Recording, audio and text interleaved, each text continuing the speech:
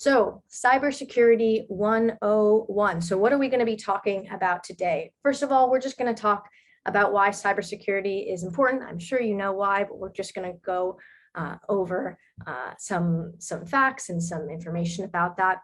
And then we're going to get into kind of three key areas. We're going to talk about understanding and protecting your devices. So your computer, your phone, your tablet, specific to that hardware. Next, we're going to talk about protecting your personal information. So things you might be posting online or things you may have stored online. And then we're going to end with talking about online safety and privacy. So things you can do to make your devices, your accounts, and generally your online life more secure and private. So to start us off, why is cybersecurity important? Well, first of all, no one is immune. Approximately 3 billion phishing emails are sent out each day. Approximately 1 million passwords are stolen each week. And approximately 500,000 new pieces of malware are detected every day. So that just gives you an idea of what that threat is. It is a constant threat. It is a constantly evolving situation.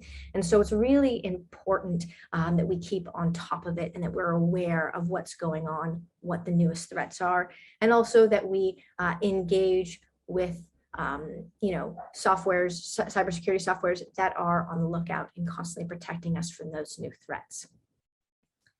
Now, why is it specifically important for older adults? So unfortunately, if you're an older adult, by virtue of your age, you are more at risk of online scams and attack. That's just the facts. Adults over 60 experience higher rates of cybercrime than any other age group. So that is an unfortunate reality that we face, but when you're prepared to deal with them, we can hopefully make that not you. And an average amount lost per victim was about $20,000, and many can lose up to $100,000 when they are a victim of a cyber attack or scam. But why are older adults targeted? Well, first of all, many older adults who may be in retirement have been saving and building wealth for your whole life. So you may have a retirement fund saved, and that leaves you vulnerable. Oftentimes, you may be more trusting, especially if you or your loved one is experiencing memory issues, maybe more trusting and less skeptical. And it's good to trust people, and it's good to have that quality, but we also have to be on the lookout and protect ourselves. And family fraud is a huge risk. So 90% of elder abuse cases are committed by someone you know. Again, a sad reality, but something that we need to consider and protect ourselves against. And then in particular, when it comes to technology, a lot of the times older adults might be newer to technology. Obviously, we know that's not always the case, but it is a case for many. And if you're not as familiar with the common scams, like tech support scams or digital tools like online banking, you can leave yourself vulnerable. So it is very important that you keep yourself educated and informed so that you don't fall victim to those scams, those cyber attacks, and become one of those statistics. So today we're really going to be focusing, we're going to look at a bunch of different areas, but we're going to really be focusing overall on 4 key threats. They are malware attacks. So this is one of the most common types of cyber attacks. Malware refers to malicious software, viruses, and worms, spyware, ransomware, and things that basically can attack your computer. So a virus, malware, or other threats are designed to steal data from you. Hackers might trick you into installing these threats on your device. And once they're in, they can control your device, steal sensitive information. They might lock a file and hold it ransom until you pay them to unlock it. They might spy on your activity and send data like bank information and passwords to a hacker. They can just slow down your device and just be annoying, and they can also destroy data. So we're going to be focusing on protections against that. We're also going to be looking at phishing attacks. So phishing attacks are incredibly common, the most prominent widespread types of cyber attacks. And it's basically a type of social engineering attack where an attacker impersonates a trusted contact, company, individual, and sends the victim fake emails, texts to try to get them to give over sensitive information or funds. And then we have password attacks. So this is just a form of attack when hackers crack your password and gain access to your accounts. And then we have man-in-the-middle attacks. And a man-in-the-middle attacks, otherwise known as an eavesdropping attack, is when an attacker comes in between two parties of communication. So the attacker can hijack a session between a client and host. So say you're connected to a public Wi-Fi network, and they can get in there and access your data and information. So those are man-in-the-middle attacks. These are the four kind of main threats we're going to be covering and how to protect yourself against today.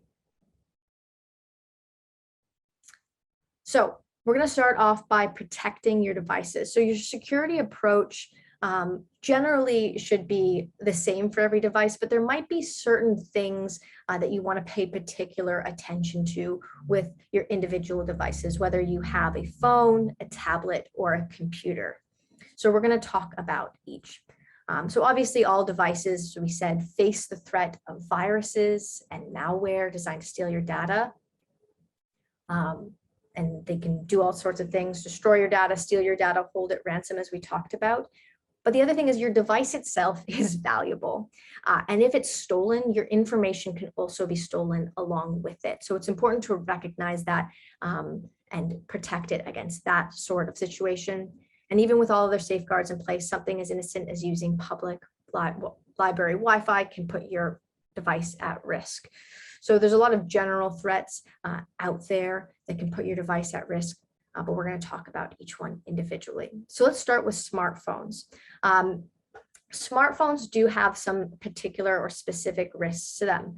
So the first thing you need to do to ensure that you are staying safe on your smartphone, and this is going to come up on every single section of this, is setting a strong password. I can, say it a million times over and it will still be true. You have to set strong passwords. This is your first line of defense against anything. So if you have a smartphone, setting a strong PIN, one that's not obvious, try to avoid using birthdays and dates.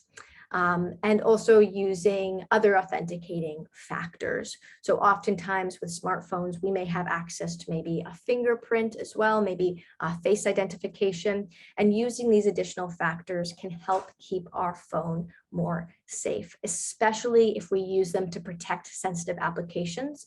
Many of us who use online banking may have our banking apps set up on our phone. And so it's important that we take those extra steps, not just set a strong passcode on the device itself, setting strong passcodes on any single app we have, and definitely setting up those additional protections. Now, setting up strong passwords on your phone and the initial setup is especially important for phones because we may have a lot of apps that we stay consistently signed into, right? With a computer, we may use our browser to access a lot of accounts, and those get, every once in a while signed out of. With our phone, if we're using things like Facebook and Instagram, we rarely sign out of those accounts. Once you're in the phone, you're in those accounts, and you may have access to a lot of sensitive information. You're in your email, which you can use to reset things. So important to make sure that initial passcode is really strong. You also want to set up, if you can, Android Device Manager or Apple Find, again, depending if you have an Android device or an Apple device. The Android Device Manager is a setting in your device settings that you can set up. Apple Find Devices is an app on your home screen. You can look for it, just called Apple Find. And these are basically services that allow you to set up an account for your device that will allow you from any other device you own to log into and manage your device from afar. This means that you can lock your device from afar, and you can also wipe the data from your device from afar. So say your phone is stolen, you should be able to delete the data so that anyone who stole it, maybe has access to the phone itself, the hardware, but will not have access to the information on your phone. And lastly, hide your screen when entering personal or financial information into your phone in public. Obviously, this applies to all devices, but our phone is probably the thing that we use most often in public. And you can think about it this way: when you are paying for something at the store or you're at the bank and you're asked to put in your PIN, you hide what you're putting in. The same should apply when you're inputting sensitive information on your phone in public. It can be easy to kind of forget that and just do your thing, but make sure that you're hiding it, especially if you're using larger fonts that may be easier to read over your shoulder. Now, a lot of the same tactics apply with tablets, setting that strong passcode, of course, using other authenticating factors like that fingerprint, face identification, setting up Android Device Manager or Apple Find devices. Those same services exist on tablets. Hiding your screen when entering personal or financial information in public, because we often use these devices in public. And the last thing that's a bit particular to tablets and is going to be on the phones one as well is steer clear of using public Wi-Fi networks. We often do use tablets on the go because they're smaller than computers, but we don't often have a data plan associated with our tablets, right? So we don't have a cellular plan most of the time. So we may be forced to or have to use, the public transit Wi-Fi or the library Wi-Fi, or if you're at the airport Wi-Fi. And it's fine to use these Wi-Fi networks. We just want to make sure we're taking adequate protections, because these are the one of those kind of main ways that we can be victim to those man-in-the-middle attacks. So using what's known as a VPN, which stands for a virtual private network. And I do want to explain a bit about how it works on this chart. Explains it pretty well. So a VPN is a service that protects your internet connection and privacy online. Basically, it creates an encrypted tunnel for your data. So it protects your online identity by hiding what's known as your IP address. Every device has its own unique IP address when you connect to things online, and that then is associated back with your device. And so it allows you to do stuff like use public Wi-Fi hotspots safely. So as you can see, when you connect to your VPN, it goes to the VPN before it goes through your internet, so that hackers can't get in on there. And that's the basics of how it works. Again, you can think of it as like creating this extra tunnel around all of the data that you're sending in and out of your device. And so they're really helpful, again, like I said, for protecting on public Wi-Fi networks. They can also be used at home, and they can also just be used for general privacy, right? You want to be online and you don't want your data to be tracked back to you because you're just concerned about privacy generally. VPNs do a great job of encrypting and protecting that information. So something to consider, whether you're using public Wi-Fi's or not. If you're just someone who really values your privacy and wants to keep it safe, I would always recommend that.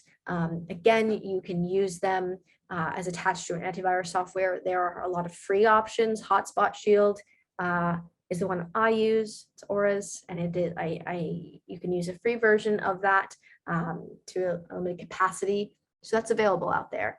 You can get one right away and start using it.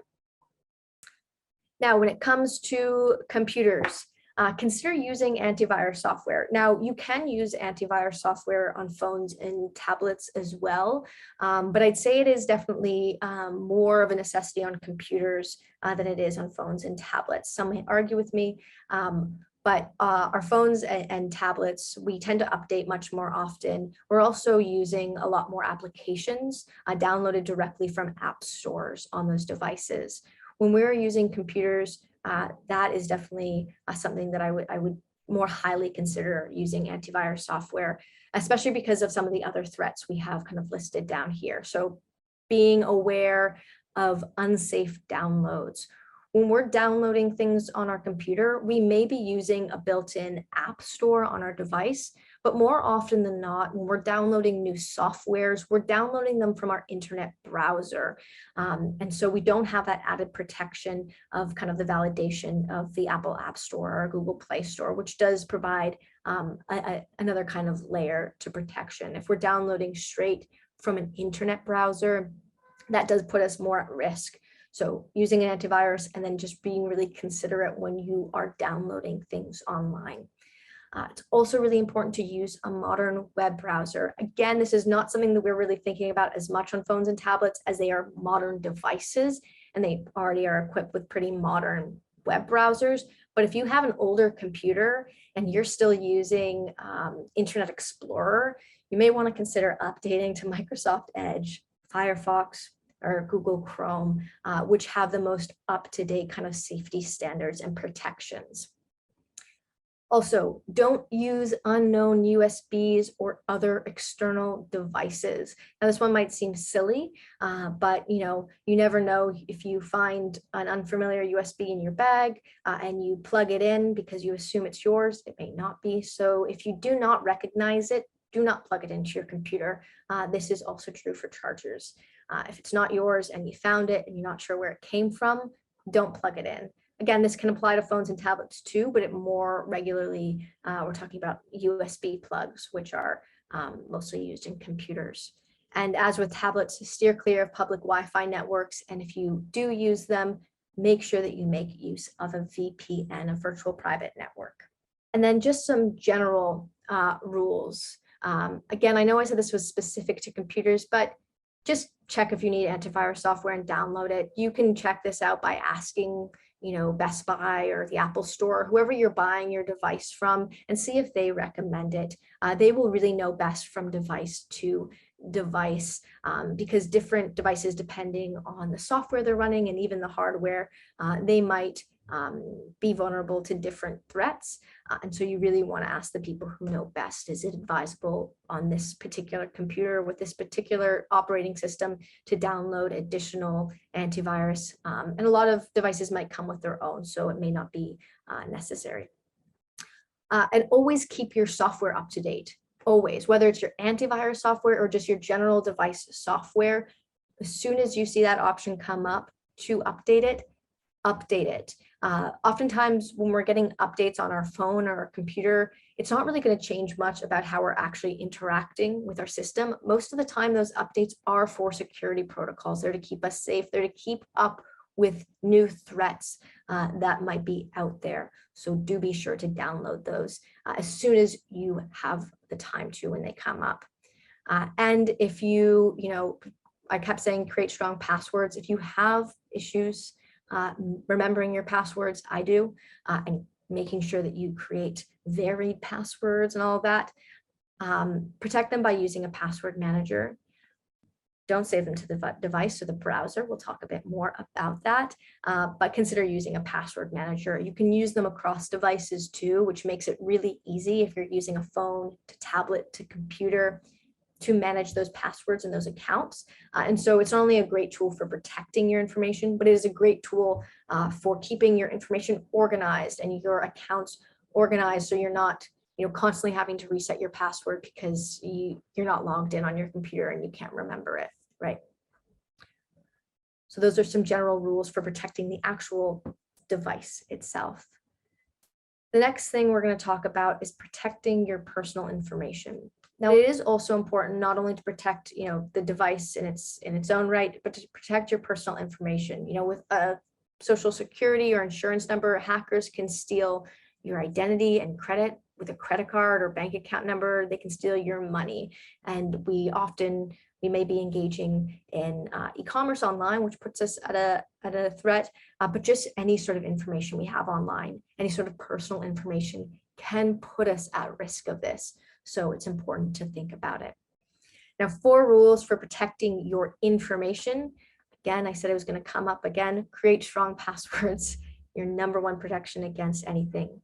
Beware of phishing. We're going to talk a bit more about phishing, things to look out for to see it and prevent it, checking your credit card bills, and lastly, not oversharing online. We'll talk a bit about those threats.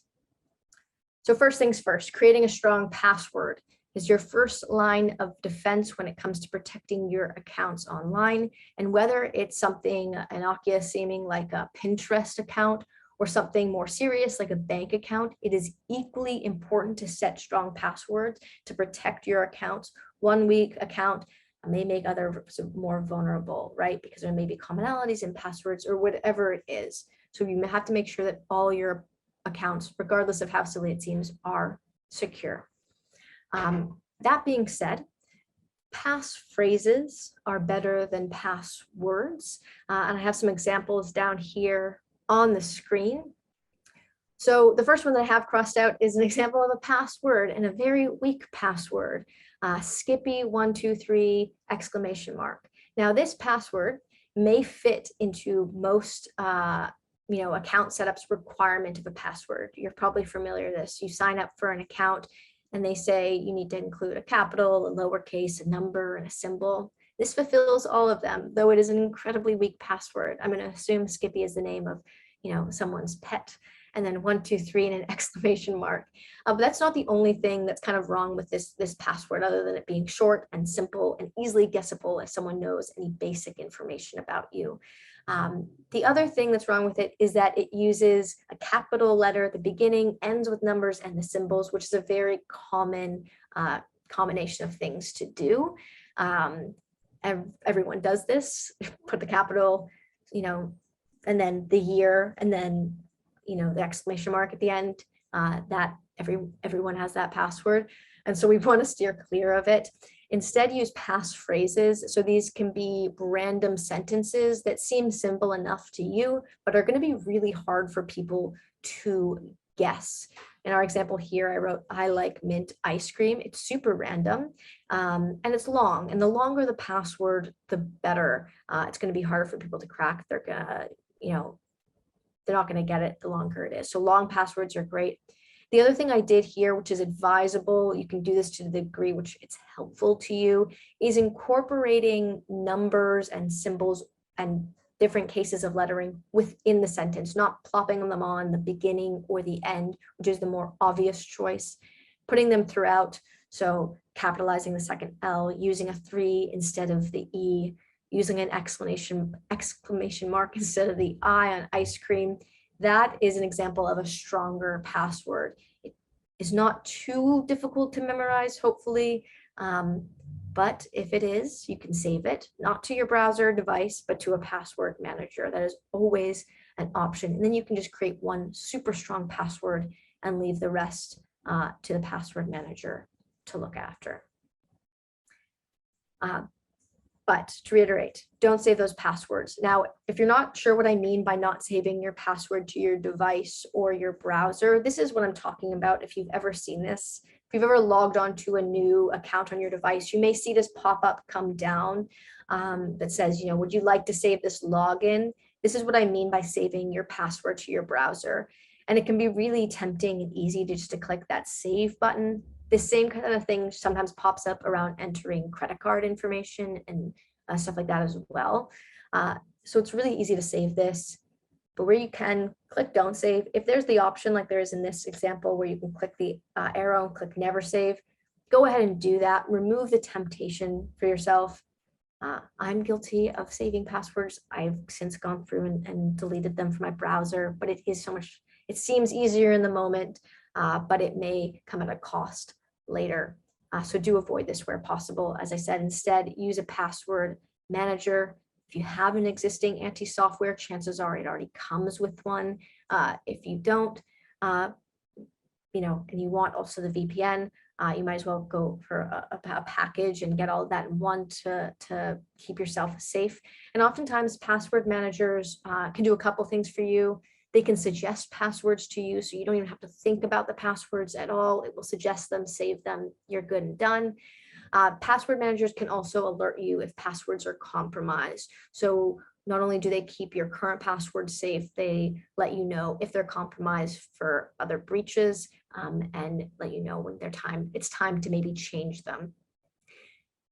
Some, especially the Aura one, can also generate aliases for you, so you're less vulnerable to breaches. What this means is that they basically create a fake forwarding email, so you're not actually signing up with your email that you use every day, but with an alias, and then any sort of communication sent through that account is forwarded to your email. So you're also protecting that information. So even if someone does, get access, they don't know what your actual email is attached to that account. So important to use those. Now, the next thing to talk about is phishing. So though there's so much talk about, things like viruses and malware, really one of the biggest threats that's online is phishing. And the only line of defense against, the biggest line of defense against that, I'll say, and the biggest security risk against that is us and our judgment of things. We are often the weakest link when it comes to our cybersecurity, and phishing is the prime example of that. So phishing scams can come in a couple forms: text, email, or a phone call.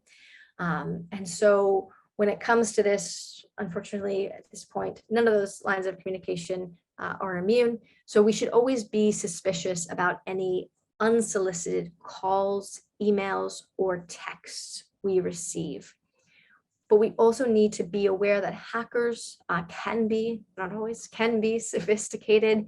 And often these emails or websites they lead us to, or texts, can appear like the real thing and be really hard for even, the most in the know person to be able to catch. Even with phone calls, caller IDs can be faked. And like I said, the websites can be copied. So it can be hard to tell. So the first kind of tip I have with this, just a personal one, there'll be a more specific one, is really trust your gut. If something seems off, just avoid it. Generally, if it's really so important, say, it's a financial institution, you can call them and you can talk to someone. But if it seems fishy, it might be phishing. And so trust your gut is always the first thing. If it doesn't look good, just take a second, don't respond, don't do anything, and wait. Nothing is so urgent over email, especially, that it cannot be sat on for a little bit to go over and look at. But a few things to watch out for. I'm specifically going to look at email here, but a lot of these things will apply to the text messages as well as the phone calls. But when it comes to email, you want to avoid it if, say, it uses a public email domain. Absolutely. So if you're getting an email, say they say it's from Facebook, but the email is facebookmail@gmail.com, that is not from Facebook. Companies and organizations will use their own domains to send out emails. So if you're getting an email from Facebook, it is going to be from facebook.com and nothing else.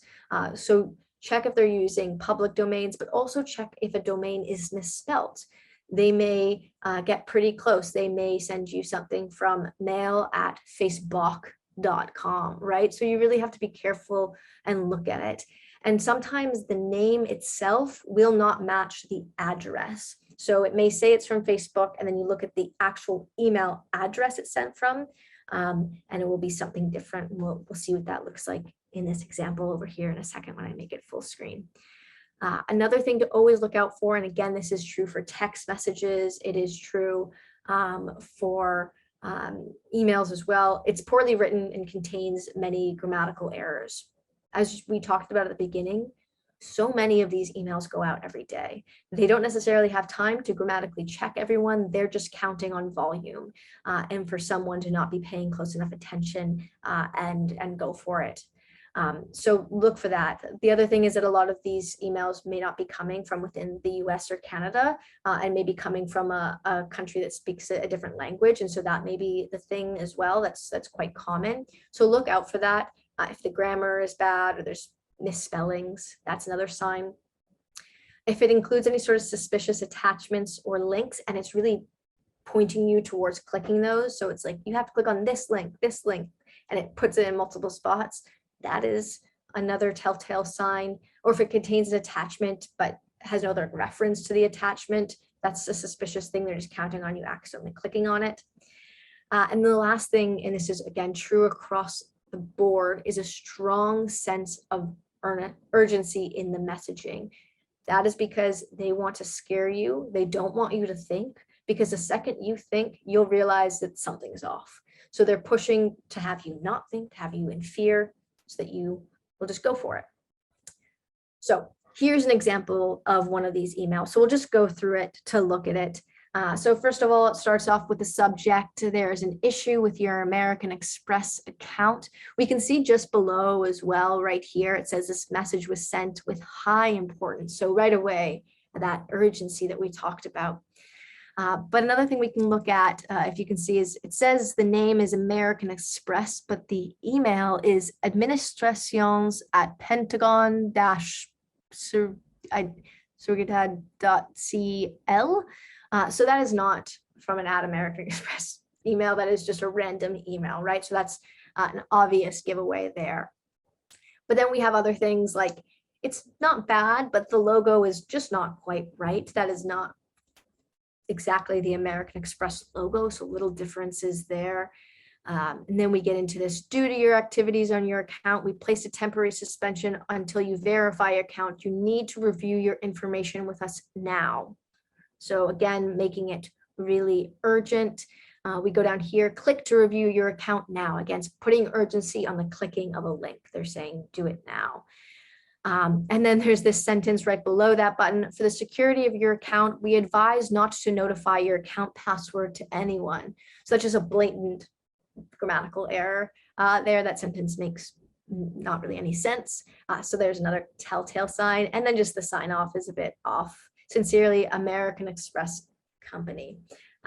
So this one's slightly more obvious. Look, it's better than some. It's better than I'm a Nigerian prince and I have a fortune that I'd like to give you. It's maybe a bit more obvious than some others, but look for those signs, even if they're small. So even if you have just the smallest suspicion, let it sit.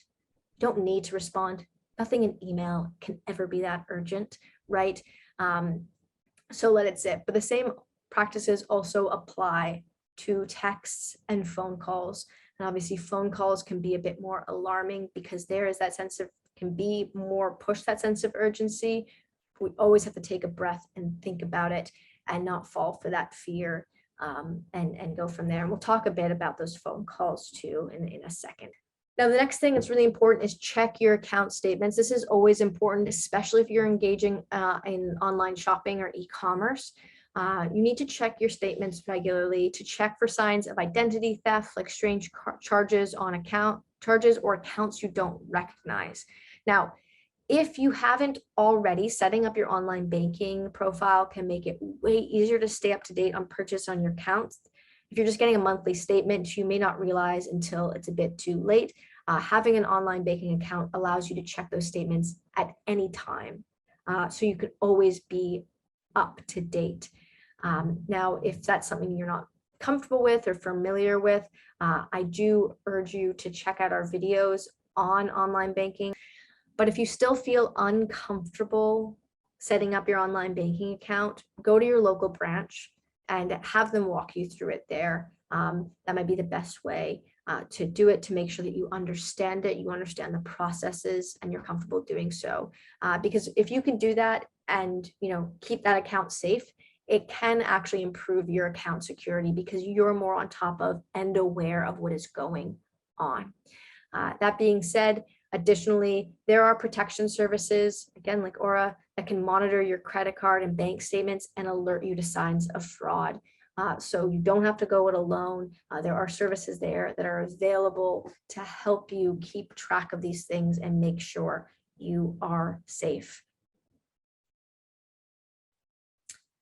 Now, this one is especially important if you're using social media. It's important generally, but if you're on Facebook or Instagram or Twitter or any of them, it is always important to remember that everything you share online becomes a part of your online footprint. Hackers can use any information you put online to guess passwords or answer security questions. And now some of these things might seem innocent, and sometimes they are, but let's go through some very common security questions that pop up when we are creating accounts. Who is your favorite author? What is your pet's name? Who is your best friend? In what city did you and your spouse meet?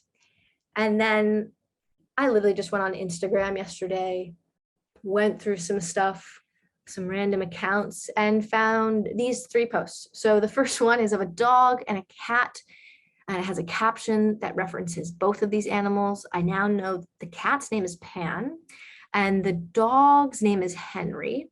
And so if I know any other information about this person, I have their email address, and I can use some security questions, and potentially that's a security question. I can answer that question.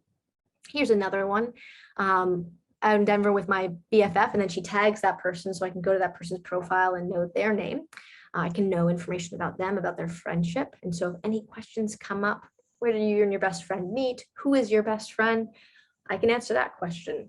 And then the last one, someone is just, talking about who their favorite author is, Taylor Jenkins Reid. And that is the answer to that question, right? So think about that. This may not be relevant. I know that some of these questions are security questions that I personally have. And I'm sure I have in the past at some point revealed one of these things out there. So something to consider. It may seem innocent, but we do want to make sure that we are aware and protecting that information and not sharing too much. The more we share, the more fodder there is for hackers to be able to gain access to our account. And so we want to make sure we're doing that smart and being aware when we're doing it. So let's talk about, explain a bit about these additional ways to secure yourself online. So not only think about what you're posting online, but how you're protecting the information you post online. So checking your social media privacy settings. So obviously you need to be aware of oversharing, but you also need to be aware who can see your content, and as well as who has access to your data. And the only way to do this is to go into your settings on any of your individual accounts. Generally, this is located, say you're on Facebook or Instagram or Twitter, you know usually that your little profile picture is like in the top right corner where you can get to your account. You'll click on that, and within there you'll usually see a little gear icon, and you'll see your settings. And in your settings, you should have your privacy settings. So this is Instagram, for example. If you click into your settings, you'll see that there's a section for privacy. And within this section, you'll see you can do things like make your account private, meaning only people who follow you can see the contents of your account. You can also, change how people can interact with you. Can everyone comment? Can everyone tag you? Or can only your friends or no one do it? And you can really change how your profile and your content is interacted with. So it's really important to check that out. You'll also have additional areas like security in which you can, check your activity login. So has anyone logged into your account from a different device you may not be aware of? But then same thing on Facebook. You'll have settings like how private is your account, who can see it, who can interact with your content. And you'll be able to also see a bit about how your data is being used. Unfortunately, with a lot of social media companies, when we have an account, we agree to some degree to have our data be used to feed us ads. It is an inevitable part of using them. So that is also something to consider if that is something that's uncomfortable to you. Social media may not be for you, but we can definitely take measures to make our accounts more secure, more private, especially against maybe harmful players who may seek to use the information on our social media accounts to execute an attack. All right. And lastly, we're going to talk a bit more about scams. So there are new scams every day. Scammers may pretend to be from the government, a mail carrier, a love interest on a dating app, a representative from a charity, or create a fake website to sell you fake products. There's so many different ways that they go about this. They're so creative. It's incredible. But we have to be aware of them. And there are new scams every day. But the top 5 scams that tend to affect older adults are as such. They are government impersonation scams. These are scams in which scammers will call an unsuspecting older adult and to pretend to be from somewhere like the IRS or Medicare. And they might say the victim has unpaid taxes or threaten something, arrest, deportation if they don't pay immediately. Or they may say that their services will be cut off. They don't provide personal identification information like their social security number, driver's license, whatever it is, and they will use that information to commit identity theft. Now, government impersonators may demand specific forms of payment as well. So a big sign too with a lot of these scams, especially with the phone, is they ask for like weird forms of payment. There's no direct payment. They either want a prepaid debit card or a random wire transfer or something like that. Cryptocurrency is a big one these days as well. So they'll do things like that, and they can spoof numbers to look like it's a government agency. As we said, they can fake the number. So it's important to look out for those and think about what information is being asked of you, and think about the kind of pressure they're applying. It's not going to happen without any other warning on one phone call. All your services will be cut off unless you do this right now. So always remember that and think about it. You always have more time with those kinds of things than they make you feel like you do. So don't be pressured into taking any actions in the moment. Another common one is a sweepstakes scam. It's one that a lot of people are familiar with. They'll call you, email you, say you won a lottery or a prize of some kind, and in order to claim your prize, you have to do something like send cash or give information so that they can give you the money, but no prize is ever delivered. So another things to think about, if it seems too good to be true, if it's not a sweepstake you applied for, it probably is too good to be true. So that's a very common one as well. Robocalls are one that are tricky and phone scams. So there's actually one very common robocall. It's called the "Can you hear me" call. And so they'll say, pick up the phone, they'll say, "Can you hear me?" And you say yes, and the scammer records the voice and hangs up. Then that robocall can take advantage of that recording and use it to impersonate your voice in some cases. So even something as simple as that, if you don't recognize the call, if it's a robocall, just don't answer it, don't interact with it, because there's different ways they can use it beyond just collecting the obvious information, like your social security number. They can even use impersonation tactics to cause harm to you. Computer tech support scams is another one, right? When you're seeking out help, I think they're just one of this and the grandparent scam are the two most despicable, because it's taking advantage of something you're trying to learn and get online, and they take advantage of that, using a pop-up message or a blank screen on your computer or phone telling you that your device is damaged or needs fixing. And then when you call for support to help the scammer, you request remote access of your screen, and then they can get your information off your device, or they request a fee to have it repaired. And so this is a big one. And again, this one's so specific. It's a bigger one, but it specifically is a huge target to older adults. So one to look out for when you're online. And then the last one, big one, obviously there's more, is the grandparent scam, which I'm sure you're familiar with. Someone calls you posing as a grandchild in trouble in some foreign country, and you can't tell my mom and dad because they're going to kill me. They're going to be so angry. Please, I just need you to send me money so I can get out of the situation and move on. And I am just so embarrassed, and it's bad. That's the grandparent scam. And it's really common. So that one is tougher, because obviously that one presents a situation in which it might actually feel urgent, but you always just need to take a breath, take a second to think about it. And even if someone says to you, and especially if someone says to you, "Don't tell this person, I don't want them to know," that is exactly when you tell someone. Because oftentimes someone will call you, you'll talk to someone else and say, "Hey, they just called me and said this." They'll go, "They're not in Mexico," wherever the person said they were, stuck in jail, right? They're at home with me. So always be aware, especially that urgency. And this one in general is just so common that you might get it, and just be aware that is one of the most common scams that are going to be targeting older adults. But yeah, how to identify these scams generally, things to think about. Is it too good to be true? A holiday, a prize, something that you didn't expect. If it's too good to be true, it probably is. That's why it's too good to be true. If it's an unknown contact, or always, if it's someone you don't know, just ignore it. If I get an unknown call, I just let it go to voicemail. If they leave you a voicemail, then great, then you know who's calling you and you can call them back and talk to them. If they're not leaving you a voicemail and you're getting an unknown call, there's no need to answer that phone call. Leave it be. They'll leave you a voicemail, and do that. That being said, if you ever do sign up for a one-on-one with cyber seniors, do know our phone number, because it's an 844 number. And oftentimes people don't recognize it when they have their one-on-ones, they don't pick up.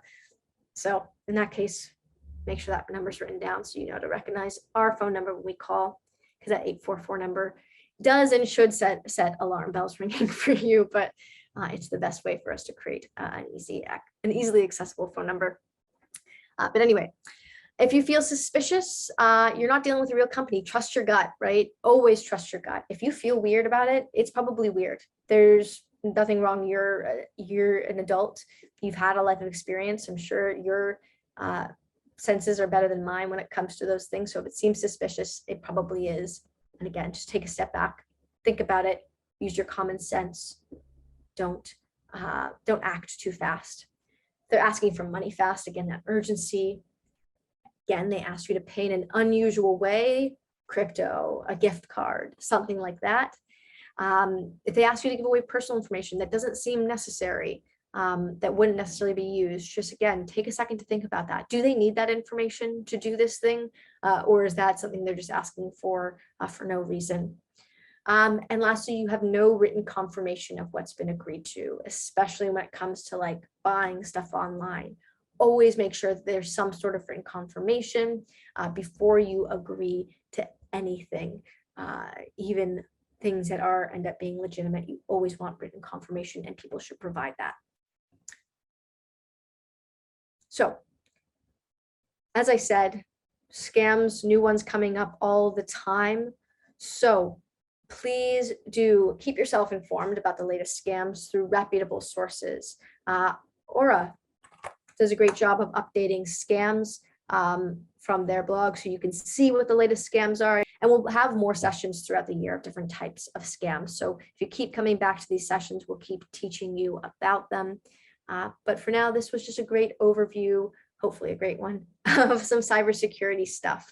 Now, if you have any questions about this topic, you can call us at 844-217-3057 or visit us online at www.cyberseniors.org.